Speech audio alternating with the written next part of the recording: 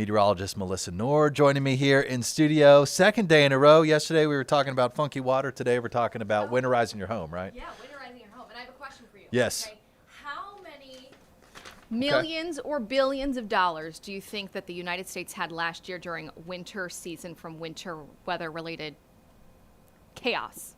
Like insurance claims? Yeah, insurance claims. $4 billion. Why'd you read my sheet? Is that right? Yeah, $4 billion. Wow. In insured losses and home damage from winter weather last year, the 10-year total is $60 billion. You know what? I was one of those. My pipes froze a couple years ago, Oh, yeah. and I've pledged to make sure that never happens again. So the water is a running tonight. The water is a running, little drip in the faucet. That's Yeah. right. So one of the things that the Insurance Institute for Business and Home Safety, they're all about, testing products so that your home can withstand the elements a lot more. And you'd actually be interested. It's interesting to know that a lot of these insured losses can be preventable if you have the right materials in your house and you're staying weather knowledgeable. Yeah. So Rachel Gautier, a meteorologist with IBHS, I spoke to her about, number one, what you need to be doing in general during winter, but especially those coldest nights of the year, what you need to be doing. So first, we've had a couple of cold snaps, but this is going to be our most prolonged cold that we're expecting of the year. So here's what she says that you should be doing today in advance of that cold to make sure that your house is staying the most energy efficient. Walk around your home, and often there can be slight gaps or cracks underneath doors. I know I've had some underneath my front door, allowing that water or that cold air to come in, and it actually does let water in as well. In the event that there's a winter storm, whether that's heavy rain or winter precipitation, water can make its way through those gaps and cracks around windows and doors. So really just simple caulking from your local hardware store will take care of that problem. Just go ahead and freshen that up. Make sure that, you seal up those gaps and cracks. That's, again, going to keep any water out of your home. And it's also going to keep the heat in and make sure your home is more energy efficient during those colder months. You don't want your heater having to work harder than it needs to during this time of the year. So, as you mentioned while she was talking, keeps the bugs out too. You got to caulk those holes, yeah. Those cockroaches, they find their way in my house There you regardless. But yes, it's a great point because you can also save a lot of money by doing that. Keeps the cold air out, the warm air in, but it also prevents, when we get heavy rain events, some of that rain getting in as well. Right. But when we get these colder nights, when we're down in the teens and eventually single digits, some of these winter nights, you have to think about those pipes. We always talk about the 4 Ps. People, pets, pipes, and plants. And the coldest nights, and when you don't climb above freezing one afternoon, it's often those pipes we want to pay attention to. So here's some good reminders from Rachel about what you should be doing tonight to watch your pipes.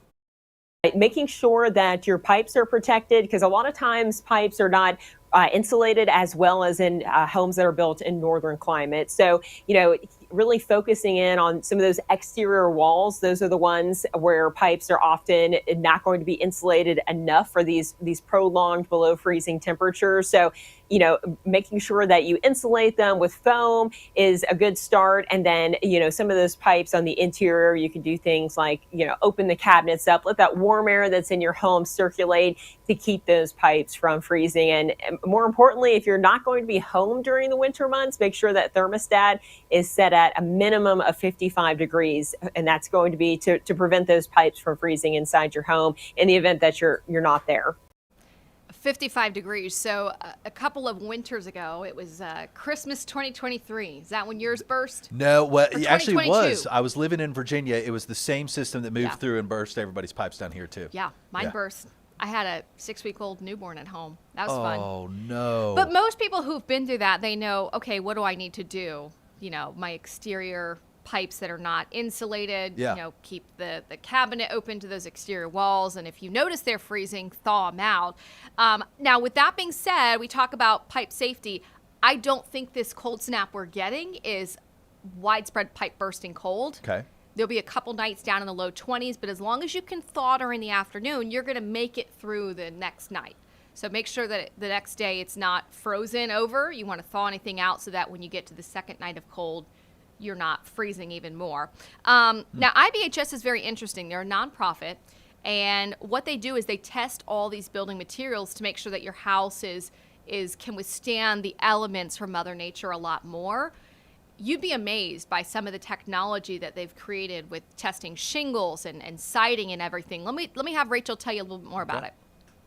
We are a nonprofit scientific research organization, and while we're funded by the insurance industry, we are working to reduce losses for homeowners and business owners across the country. We are looking at how different materials perform, everything from siding materials to roofing materials, and we're finding out how they stand up against the different elements.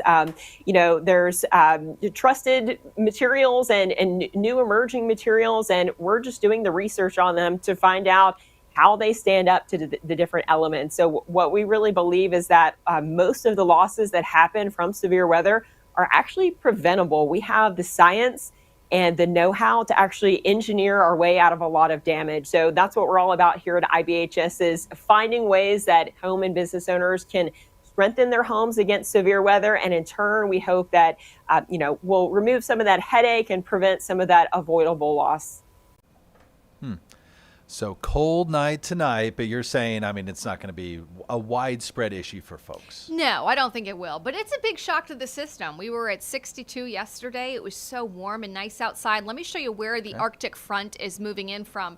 Right now, it's on our doorstep. There's a few showers south and east of Atlanta that have been moving in, and it's that front that's going to bring us more showers later on this evening. And yes, some flakes in the North Georgia mountains, but let me talk about wind chills. As we move forward in time, you can see those wind chills dropping by tomorrow morning to the low teens here in the metro, single digits in the North Georgia mountains. I mentioned those 4 Ps, the pipes, the pets, the plants, but also people.